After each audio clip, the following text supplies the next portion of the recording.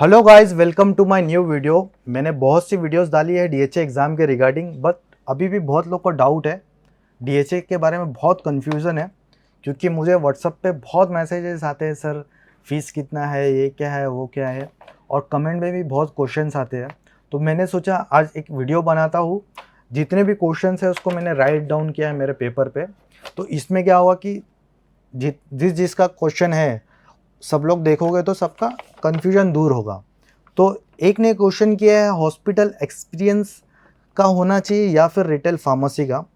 तो बहुत ही सिंपल है, आप दोनों का भी एक्सपीरियंस ले सकते हो। अगर हॉस्पिटल में आप एक्सपीरियंस ले रहे हो तो भी चलेगा, या फिर रिटेल फार्मेसी में ले रहे हो तो भी चलेगा, कोई प्रॉब्लम नहीं है। बट 2 साल का एक्सपीरियंस लेना है आपको। उसके बाद एक ने क्वेश्चन किया है, सर एक्सपीरियंस काउंट होगा, वो पासिंग से होगा या फिर रजिस्ट्रेशन से। तो ये आपका काउंट होगा पासिंग से। आप फाइनल ईयर का मार्कशीट ले लो या फिर फाइनल सेमेस्टर का मार्कशीट ले लो, उस पर डेट होती है, वहाँ से वो काउंट होगा।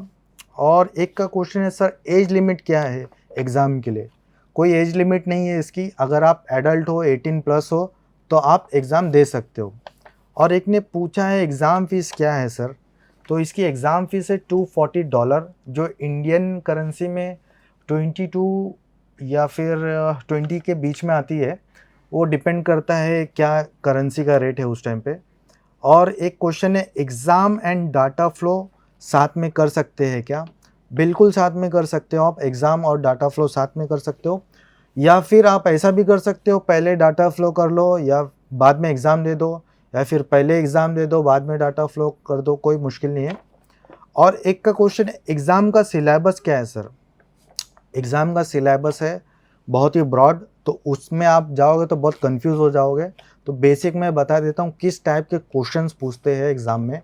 केस स्टडी होती है, उसके बाद में फार्माकोलॉजी है जिसमें कवर हो जाएगा आपका side effects, antidote and pregnancy related. और फिर उसके बाद में आ जाता है कैलकुलेशंस रहेंगे इसमें, और स्ट्रक्चर्स रहेंगे, chemical structures.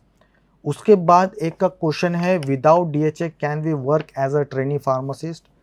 So as a trainee pharmacist job करना बहुत ही डिफ़िकल्ट है दुबई में आज के टाइम पे, करंट मार्केट सिचुएशन के हिसाब से, क्योंकि ऑलरेडी फार्मासिस्ट अवेलेबल है।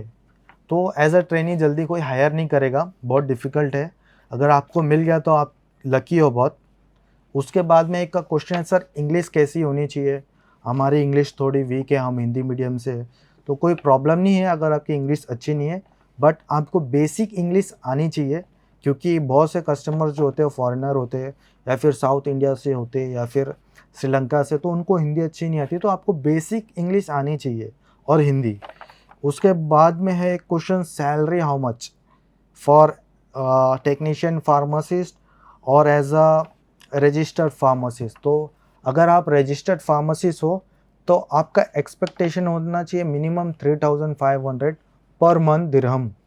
और अगर आप एज अ टेक्नीशियन काम करना चाहते हो तो आपकी मिनिमम सैलरी आपको एक्सपेक्टेशन होनी चाहिए 2000 दिरहम पर मंथ। और एग्ज़ाम इसका कब कब होता है, इसका एक क्वेश्चन है।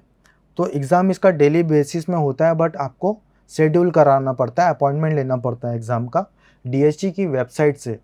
वहाँ पे आप फीस भर दो तो आपकी डेट एक वहाँ पे रजिस्टर्ड हो जाएगी। वो डेट पे आपको प्रोमेट्रिक सेंटर पे जाके एग्ज़ाम देना है। और एक का क्वेश्चन है कि इंटर्नशिप काउंट होती है क्या इसमें एक्सपीरियंस में।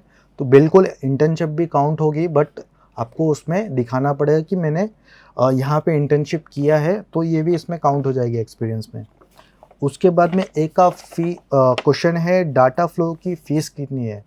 डाटा फ्लो की फ़ीस है 935 दिरहम, और इसकी इंडियन करेंसी में आप देखोगे तो ये 20 से लेके 22,000 के बीच में आती है, डिपेंड करता है वो।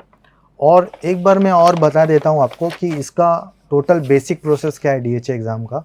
तो इसमें जो सबसे पहला है एग्ज़ाम, सेकेंड है डाटा फ्लो, तीसरा है गुड स्टैंडिंग सर्टिफिकेट, और एक है आपका रजिस्ट्रेशन सर्टिफिकेट जो है वो स्टैम्प करवाना होता है, और एक है लास्ट जो है एलिजिबिलिटी लेटर, वो आपको मिल जाएगा एलिजिबिलिटी लेटर। तो आप as a registered pharmacist Dubai में काम कर सकते हो, या फिर एज अ टेक्नीशियन काम कर सकते हो।